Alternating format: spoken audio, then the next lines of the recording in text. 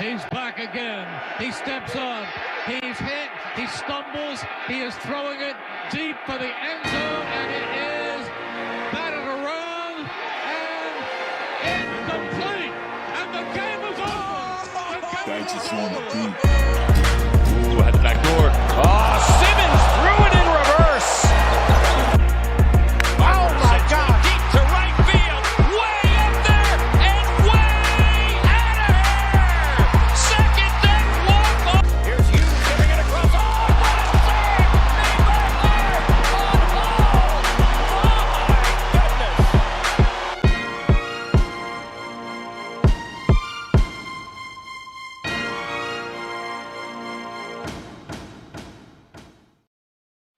Welcome back to the Broad Street Benchwarmers podcast, presented to you by Hungry Dog Sports Blog. Not a lot to say. I mean, obviously, we haven't been able to get much up there. School, we've been working a lot on the pod, so just be on the lookout. We're gonna have stuff up there.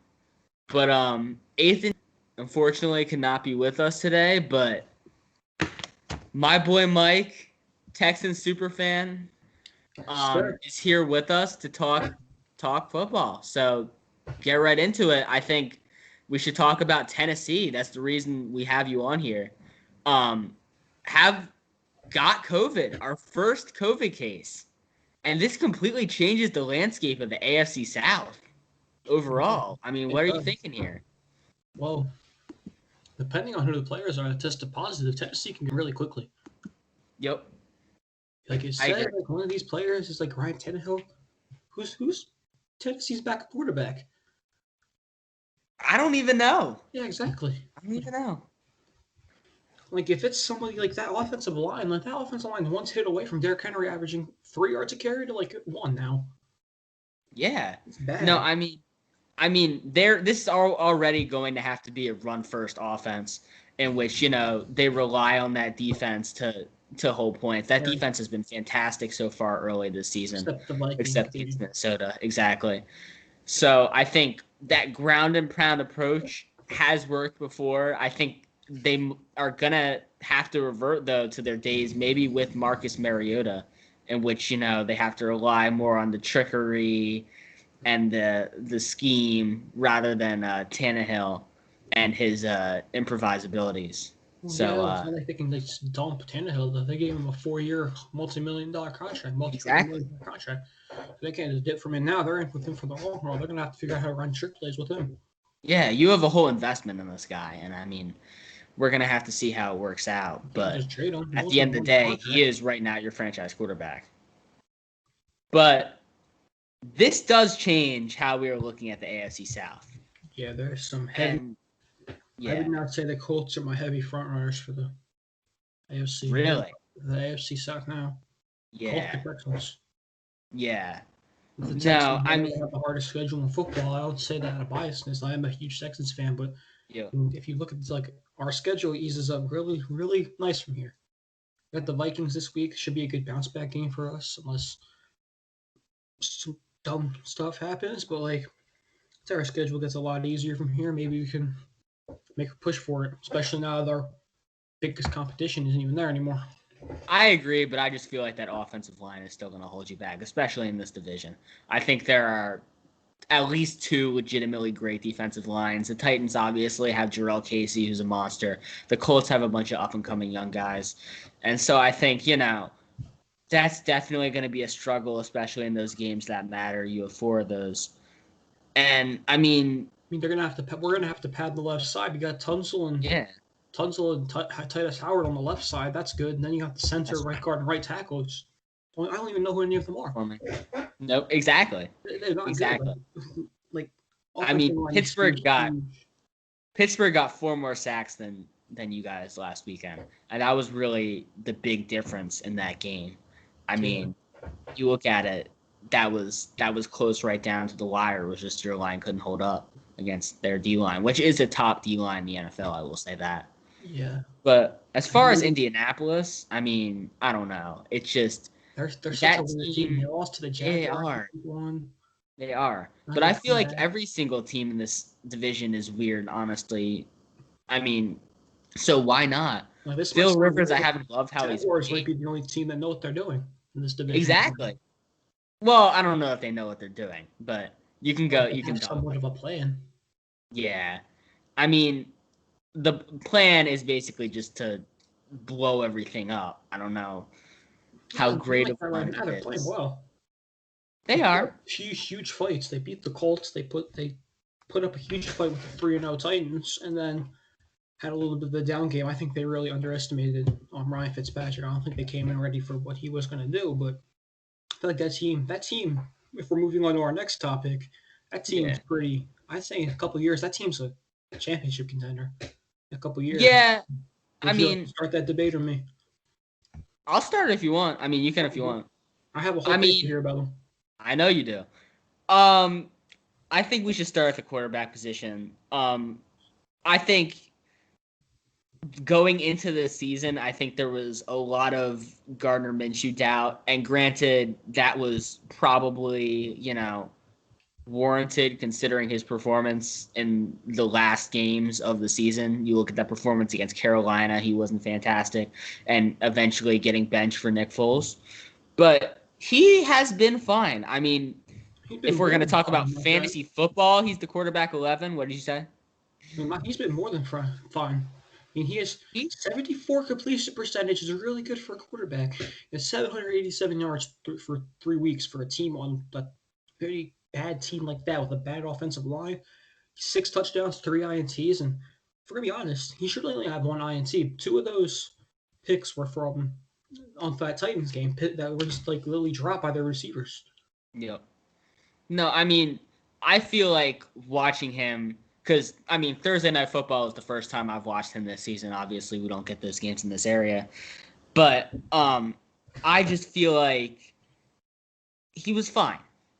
He was fine. And I think that's going to be what he is moving forward. He is an aggressive pocket quarterback with a dynamic arm who, while not, being a complete game changer in the way an elite quarterback would be, he is young and talented. And, I mean, honestly, we were just talking about Ryan Tannehill. That could be somewhat of what his future as a quarterback could be. But with legs, he can run too.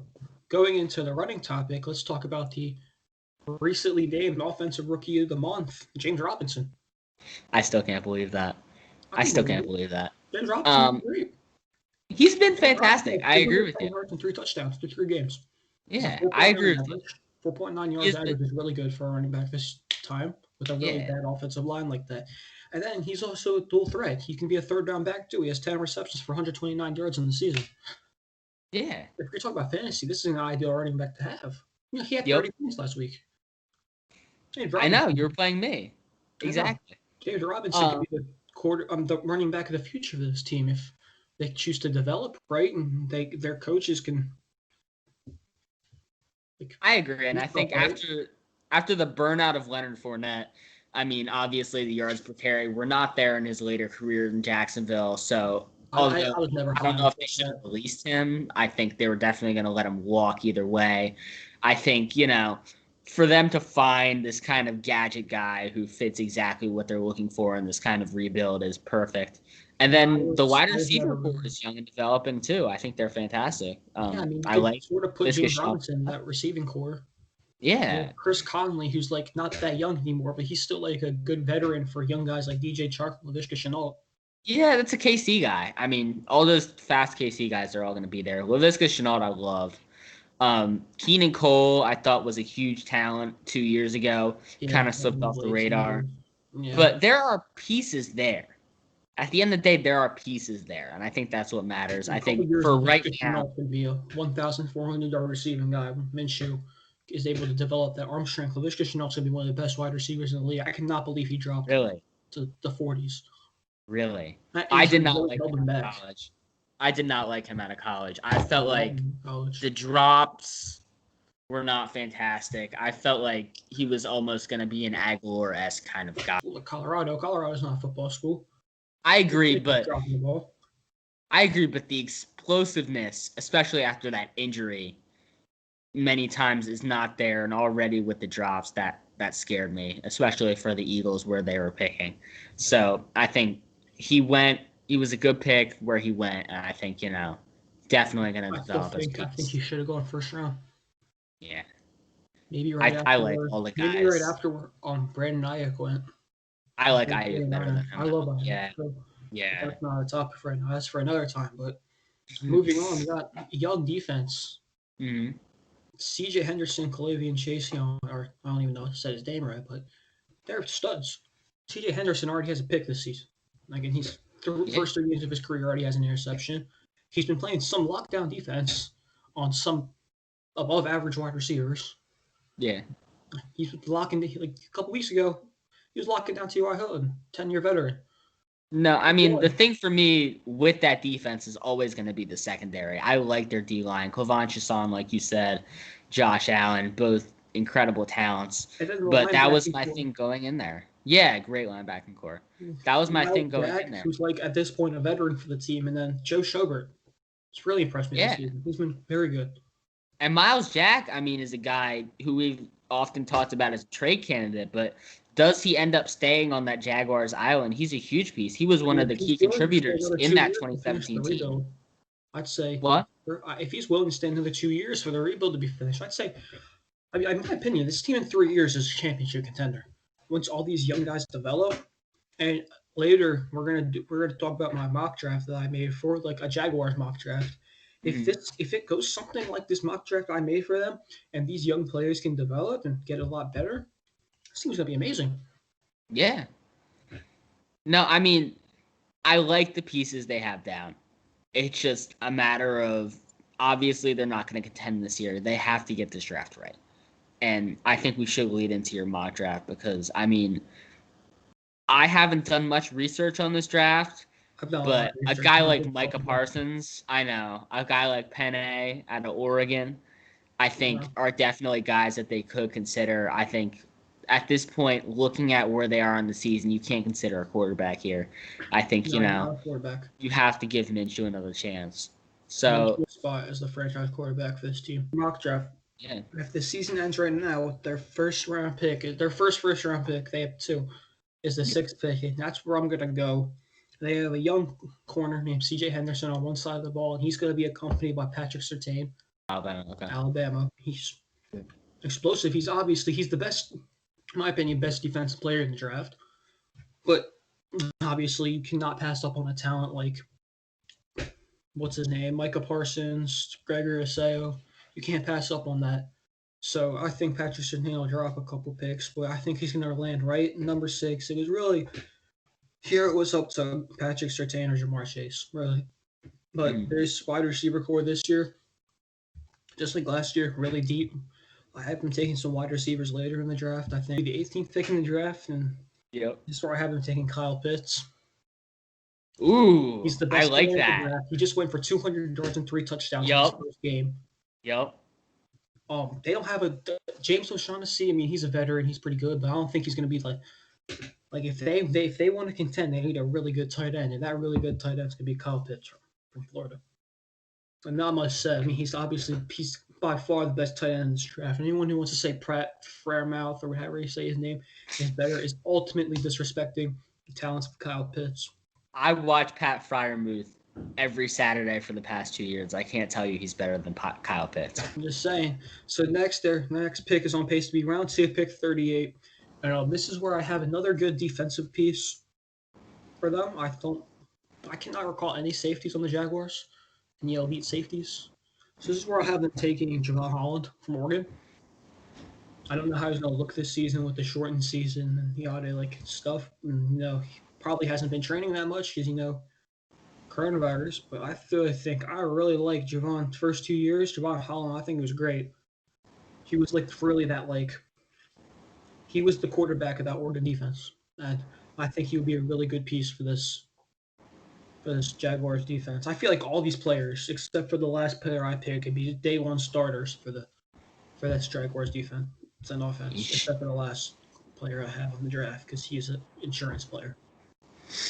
But next, with the 43rd pick, round 2, pick 43, I have him taking Walker Little.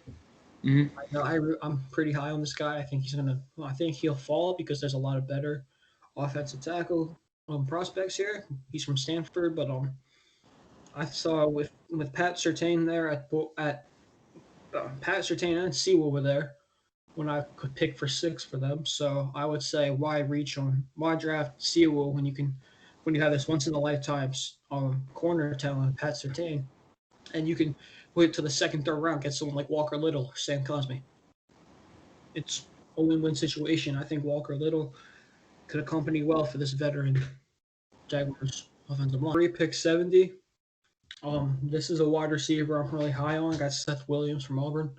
Oh, I agree. He had that huge. He mossed that kid the other day. He has incredible athleticism. Yep. I feel like if he can get a good relationship with Gardner Minshew, he could be a future Hall of Famer. Yeah. Whoa.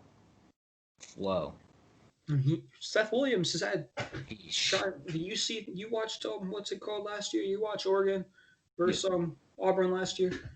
You saw the way Seth Williams torched Javon Holland. Yep. That's fair. I feel like, and then they'd be on the same team. That's fair. And you're getting in the second round, you said? Third round. Pick 7. Third round. Oh my God. So next up, I got round 4, pick 101.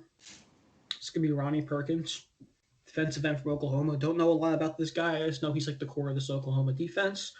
I feel like another edge rusher to accompany Josh Allen would be really good for him. They draft Ronnie Perkins. He could learn very well from Josh Allen and end up being another stud on the other side. They could have a really good edge rush combo coming after opposing quarterbacks.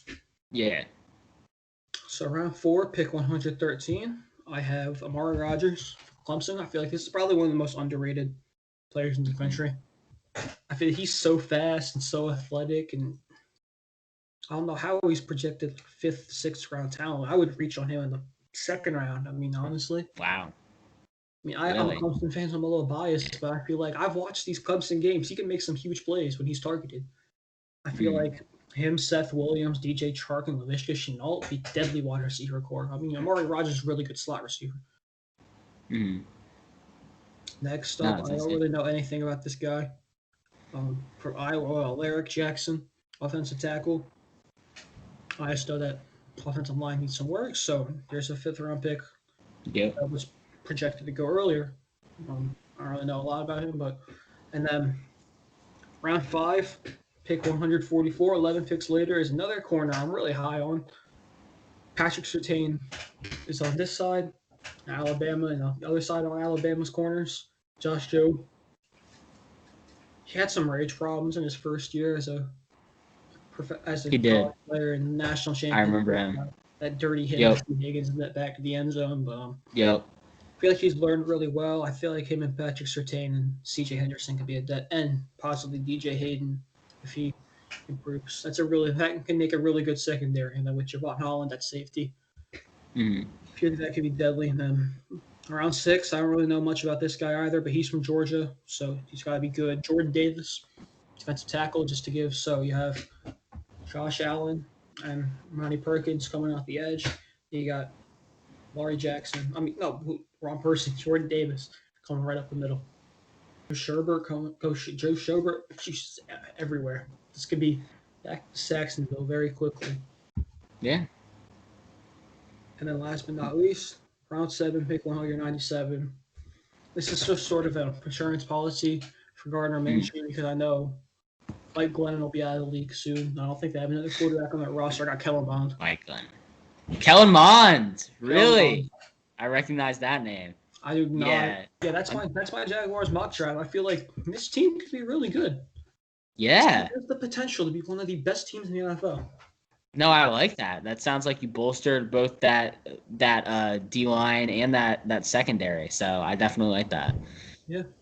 I mean, if you surround, that's Gardner Minshew having targets to James Robinson, DJ Chark, Laviska Shenault, Amari Rodgers, and Kyle Pitts, and Seth Williams. Like, imagine.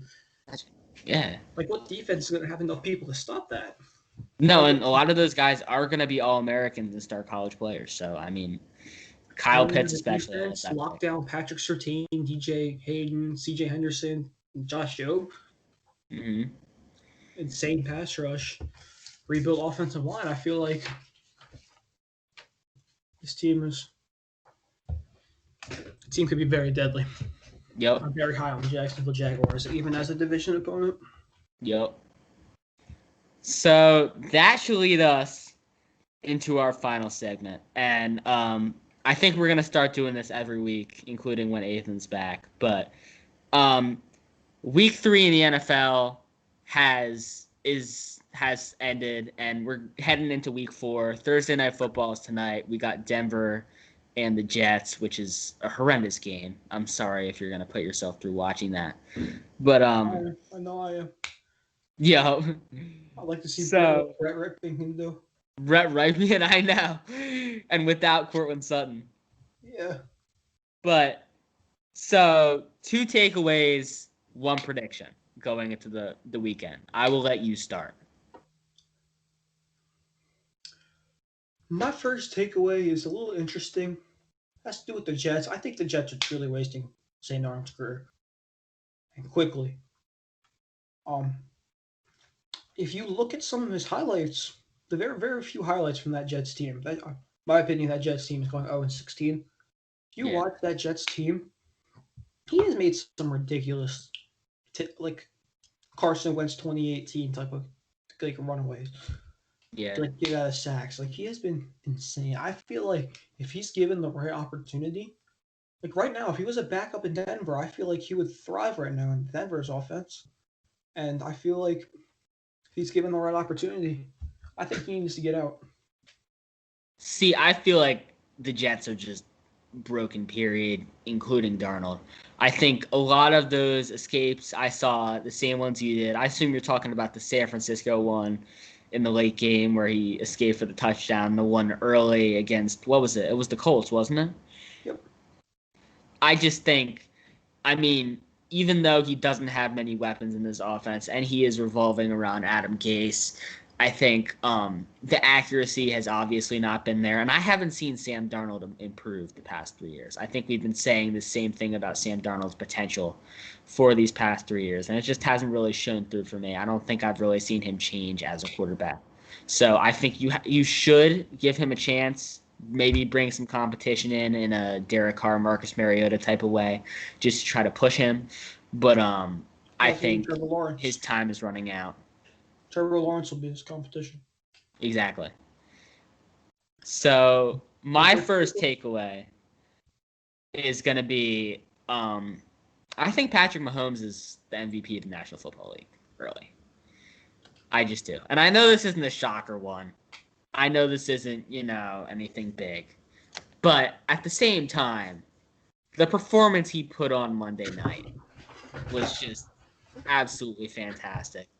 315 yards, 385 yards, 4 touchdowns, just doing it all. With his legs, just that huge arm that we know he has, that backyard football. Obviously, we all saw the little shuttle pass and all that.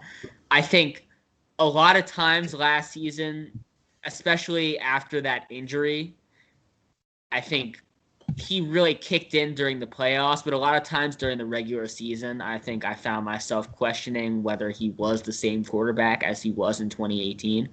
And I thought Omar was the better quarterback during the regular season. But I think right now he has again proved, just like he did after the Super Bowl, that he is unanimously the best quarterback in football. And the Chiefs are the best team.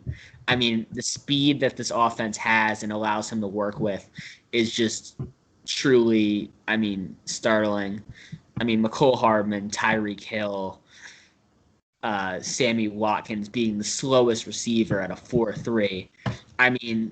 This offense is just way too explosive, and I think, gave the Ravens problems. I can see it giving problems all the way to a Super Bowl victory. I disagree with everything you said. You disagree with everything I just said? I don't think the Chiefs are the best team in the NFL. I'll get into that in a minute. I don't think Patrick Mahomes has played as the best quarterback in the AFC this year. In the AFC, even? In the AFC. Wow. Which brings me to my second takeaway. Yeah. Out of all the doubts this man has gotten, and all the, he's inaccurate, he throws too hard, yada, yada, it's finally all come together for this man this year.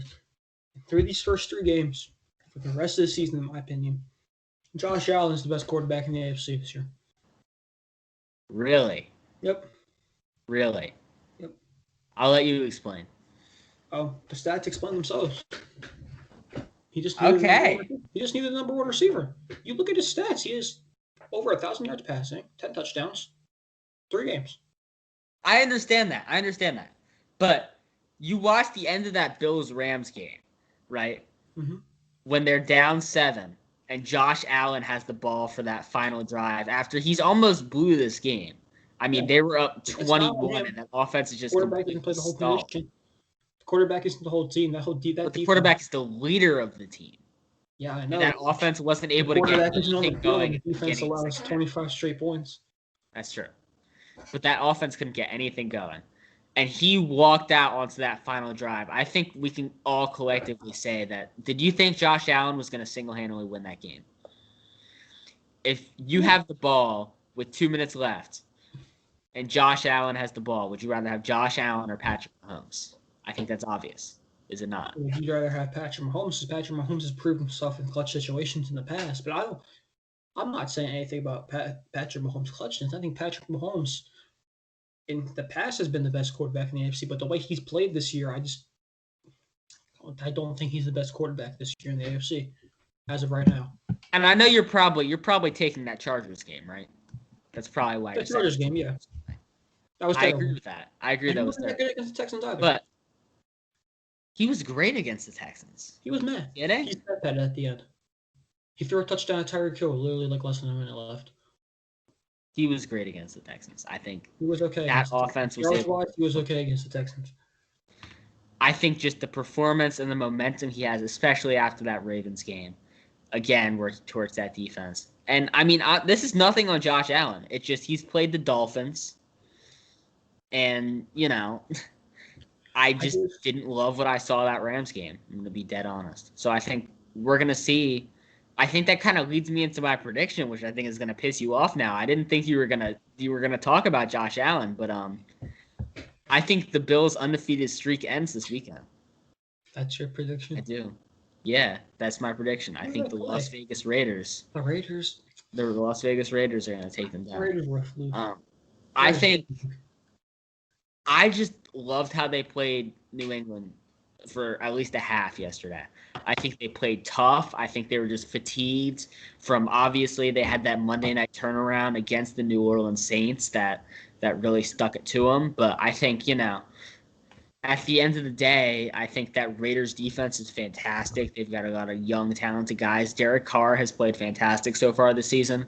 I think this is a Bills team that's walking in after basically escaping. I don't think they should have won that game by any means.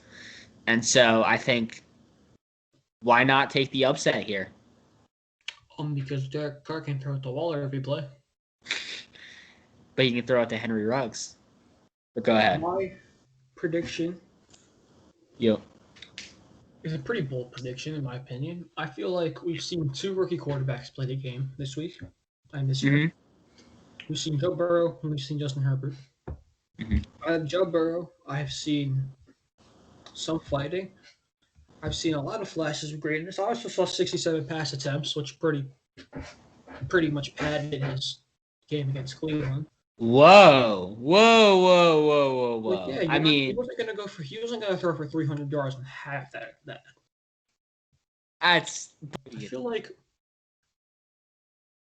if you watch Justin Herbert, literally not even 10 seconds before the game, knowing he's gonna start against the Kansas City Chiefs,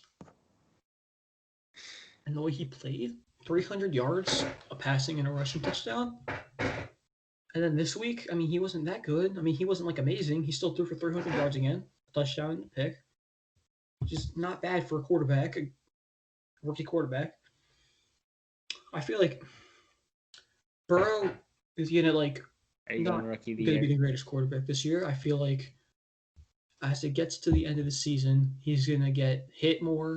His arm, everything about the Bengals team's gonna get fatigued, and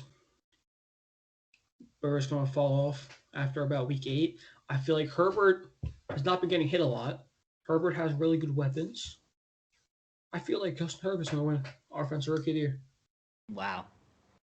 I think Tyrod Taylor's injury, I think obviously in order for them not to get sued, obviously he's going to have to play some games. I like what I've seen from Herbert, though. I agree with you. I don't think he's been better than Burrow. I think just because I've watched more of Burrow, I love what I saw all 3 games, really. I've been watching a lot of the Bengals.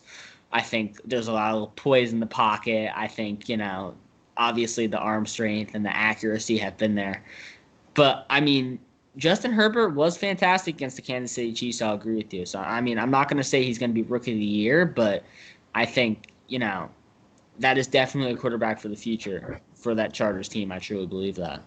Yeah, I believe that Justin Herbert will finally end the curse of crappy Oregon quarterbacks in the NFL. You said it here first. Keep the timestamps. Keep the timestamps. I said he should have gone 5th. I said he should have. My mock. If we can go back and look at my, well, I don't know where it is, but if you go back and find my official mock draft somewhere for 2020, I have. You said you have him over Tua.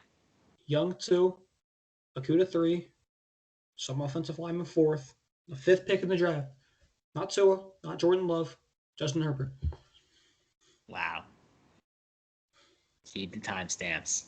Thank you so much, guys, for listening. This has been our week 3 stuff. Mike, thank you for coming on. We'll be back. And see you guys.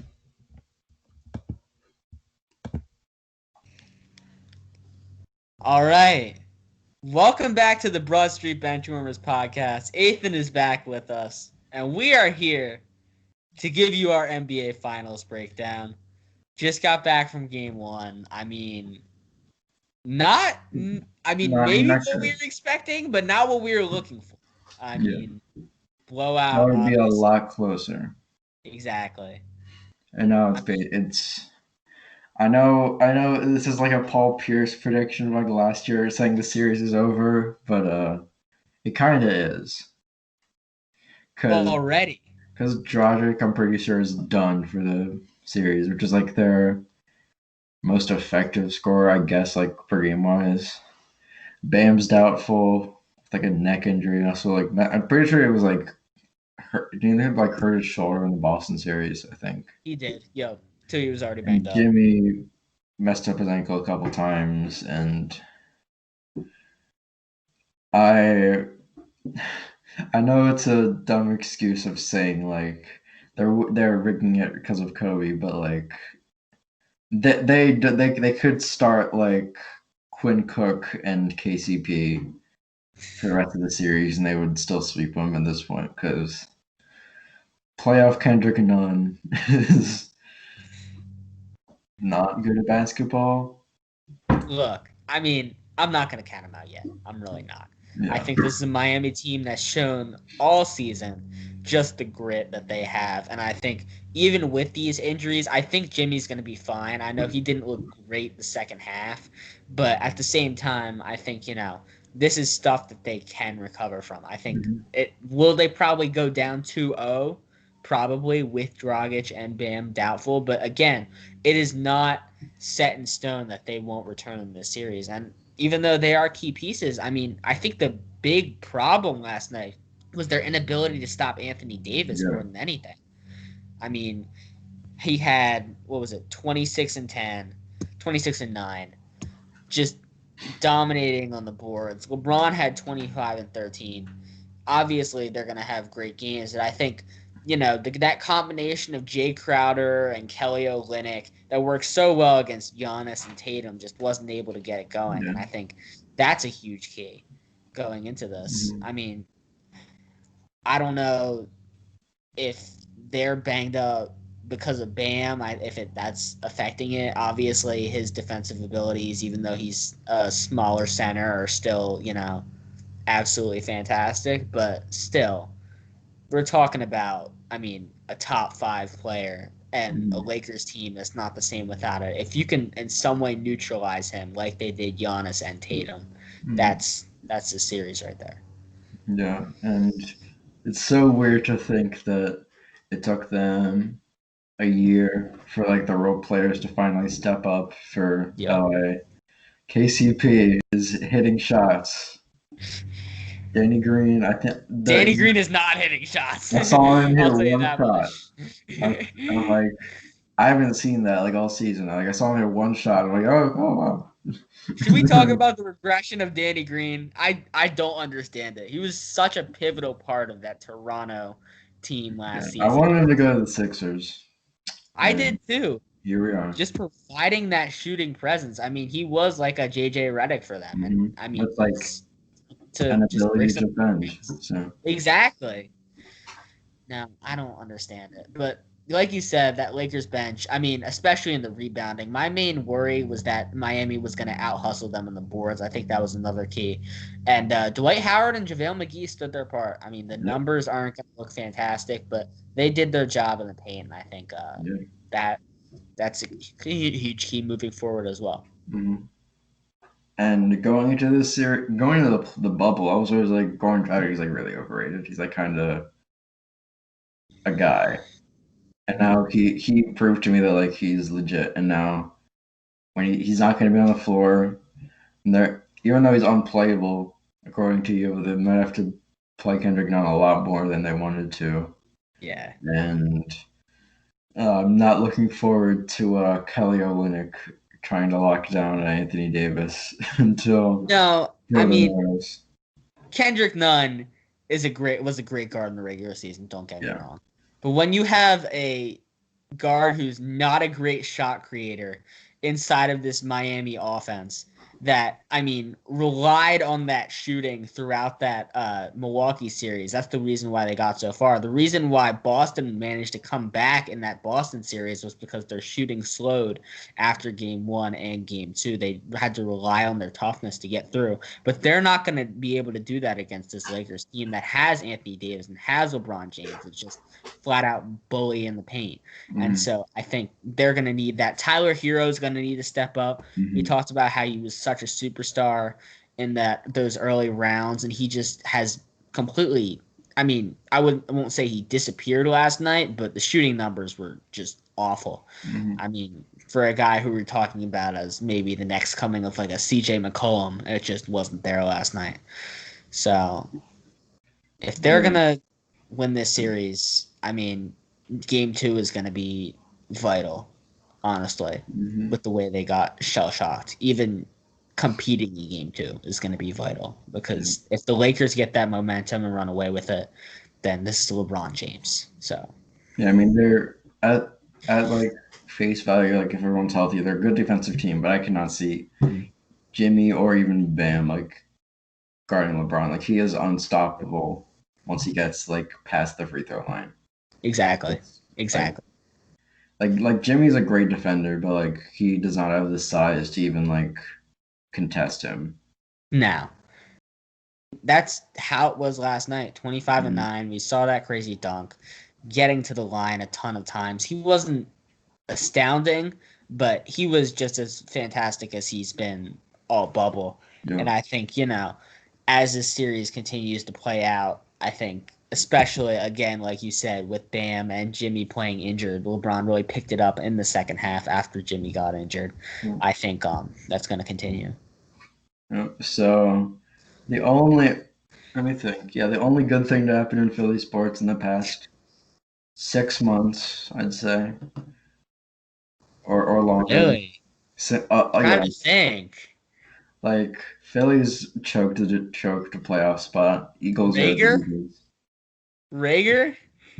We complained about that too. Yeah.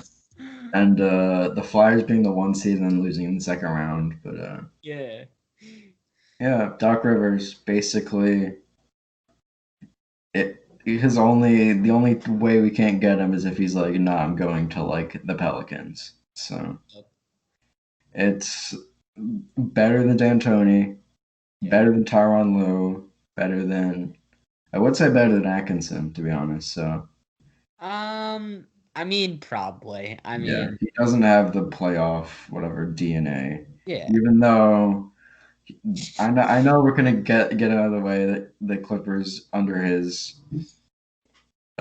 leadership has been one of the most disappointing franchises in recent memory. Both the Kawhi incarnation and the CP3, DeAndre Jordan, Blake Griffin, JJ era. So, I mean, I know there's going to be so much pressure on this team next season that I'm like scared because it's a coach who, although he did have success in Boston, is like notoriously known for like not getting out of the second round. Like guys who don't really mesh together, like chemistry wise. Yeah. But just hope to God that Elton Brand makes at least one move. One move. Don't make it be like Markelle for Jonathan Simmons. Make it like be a significant enough trade that like makes us win like a couple more games. I mean, what we asked for out of this Philadelphia 76ers organization when we recorded, I think it was almost a month ago now, was veteran leadership. We said, this team needs somebody who's going to come in and tell Joel that he needs to stop shooting threes. Somebody who needs to tell Ben that he needs to start working on his shooting. Somebody who needs to just create a culture inside of this organization. Yeah. And I think Doc Rivers is exactly the guy who can do that. I know there are rumors about the Clippers. I know we're getting this stuff about his preferential treatment towards Kawhi Leonard and Paul George. But we're talking about a guy who built a culture in Boston that managed to take down the absolutely stacked Kobe Bryant Lakers. Rest in peace, Mamba. B, eliminate the LeBron James Cavs in an early part of his career in which he was absolutely dominant, just as before. And C, I mean, although the Chris Paul and Blake Griffin Clippers did not totally work out, I mean, revitalized that franchise to relevance once again and did a fantastic job last season, I thought, honestly, before Kawhi Leonard and Paul George came here, of just taking what was, I mean, maybe a mediocre roster and turning it into a playoff team that was competing with the championship Golden State Warriors. Yeah. And so I think although it might not be ideal for this organization, I think they probably wanted, I don't know, a guy with actual experience. I think they'd rather him not get eliminated in the second round. Yeah. I think, why not? And I mean, we can't get out of the first round, so you might as well get a guy who can get to the second round. Why not take a chance? Yeah. I mean, Mike D'Antoni obviously was probably, I mean, I don't want to say the safer bet, but, I mean, it wouldn't have worked. It wouldn't have worked. Just with the system he runs, with the way Joel plays his game, with the way Ben plays his game. Not everybody was talking about this, but nobody ever asked Ben Simmons if he was okay with having Mike D'Antoni as his coach and having to deal with the post-ups and work on his shooting. And so I think this is, if it works out, which again, he might take that Pelicans job. I can see him wanting it over this job. I mean, it's probably a more ideal situation with the way we are right now. Yeah. But we'll see. Yeah. So I don't have it pulled up, but everyone's favorite weekly segment, even though our average watch time is like 30 seconds, the Eagles injury report. According to you, only Greg Ward out of however many receivers practiced today. Yep. So, I mean, shout out to the legend, Greg Ward, but everyone else, not looking good at all. Let's see. I'm just trying to think off the top of my head. No Jason Kelce, right? No Jason Kelce. No Miles. No Herbig. No Lane Johnson. I assume no Goddard, right? Yeah, because he's... No Goddard. No Alshon, obviously. Yeah. I'll just pull it up right now. I think Hightower. No Hightower. List off all the receivers. No Rager. No Fletcher Cox. Okay. No Avonte Maddox. No Jason Peters. No Deshaun Jackson, who has been ruled out for the game now. Yeah. Not that he's been playing in any of these games, actually. Yeah. But it's just, when does this end? Yeah, just... When does it end? Like, we're on the tank for Micah Parsons train now. Exactly. It gets to a point where this is an 0-2-1 team. We know that, 7 games will win a division. Yet this injury staff cannot keep, what do we have, 20 starters healthy? Like half of our starters healthy? That's it? Throughout this entire season? Yeah. It's just depressing. And the sad part is we can't even blame it on this either, because this is going to continue throughout the entire season. We know that just because of their incompetence. We have the guys we have, and that might be a 5-10-1 team or a 4-11-1 team. Yeah, the schedule is not getting any easier. I'll just read them out. No. San Fran this week, Pittsburgh next week, Baltimore week after. Yep. Then New York, Dallas, New York, Cleveland, Seattle, Green Bay, New Orleans, Arizona, Dallas, and Washington. I think it would maybe max 5 of those games. No, this was regarded as one of the hardest schedules in football. Yeah. And the fact is, we just got through the easy part of it. Yeah. And we came out 0-2-1. Exactly. These were the gimmies. We talked about it week 1 against Washington. That was a gimme. We talked about it against Cincinnati. And so now, we're facing this rough AFC North, like you said. Baltimore, we're not going to win that. Pittsburgh, with the way they're playing, we're not going to win that. Cleveland, honestly, could beat us. Cleveland, I think, will, with the way we're playing right now. I'd say they look better than us. They destroyed Washington, who beat us. It's just a mess. And did you see that Carson stat too? What? He has a 68.4 passer rating when not pressured. That is last among Garrett, Pancakes, Jason Peters. That's gonna go. Yeah, I think that secondary is even good, but they picked off. Pretty sure they picked off Haskins like 3-4 times because I started the defense in fantasy. So we are back to Sam Bradford, Mark Sanchez era. Oh God! Don't say that. It's not good. Come on now. Starting Ryan Matthews and Jordan Matthews, and it's pain. It's to a breaking point. It's not good. It's to a breaking point. So, do we want to do predictions for the game? Well, when we see that Nicky Mullins dropped 350 yards on the Giants, and if we don't have Avonte Maddox, even though he hasn't been great this season, it is a loss again. Yep.